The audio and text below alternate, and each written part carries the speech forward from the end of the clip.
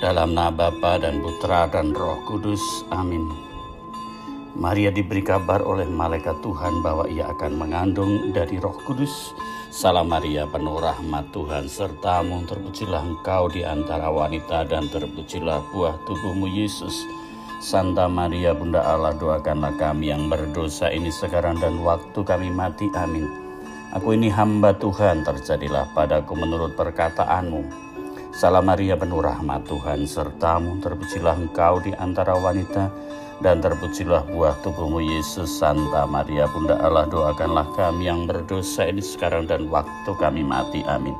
Sabda sudah menjadi daging dan tinggal di antara kita. Salam Maria, penuh rahmat Tuhan sertamu, terpujilah engkau di antara wanita dan terpujilah buah tubuhmu Yesus. Santa Maria Bunda Allah, doakanlah kami yang berdosa ini sekarang dan waktu kami mati. Amin. Doakanlah kami ya Santa Bunda Allah, supaya kami dapat menikmati janji Kristus. Marilah berdoa.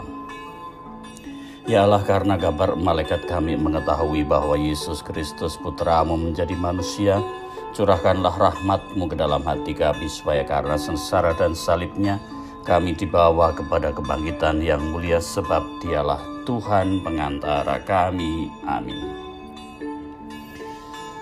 Sewaktu Pastor Samiti masih mengenyam pendidikan, ada rekan sekomunitas yang biasa dipanggil Monsinyur. Kenapa? Karena pembawaannya kalem, tenang, tutur katanya halus, mengarahkan pembicaraan atau memberi saran secara bijak dan tentu rajin berdoa. Di sela-sela istirahat siang, kalau sedang lewat, teman-temannya menggodanya. Mari Monsinyur, silahkan duduk. Tetapi memang itu ya bukan ledekan yang bertolak belakang mental dan perbuatannya. Sungguh baik, sayangnya dia tidak sampai ditahbiskan menjadi imam.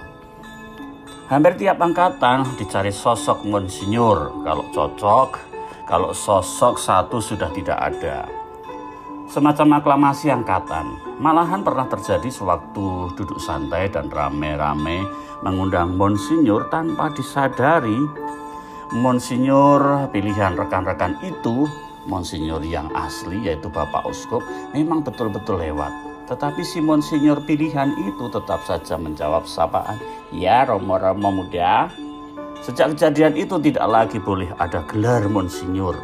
Monsinyur itu pilihan Tuhan, bukan pilihan manusia, apalagi kalian para frater. Begitu sebut Romo Rektor pimpinan komunitas.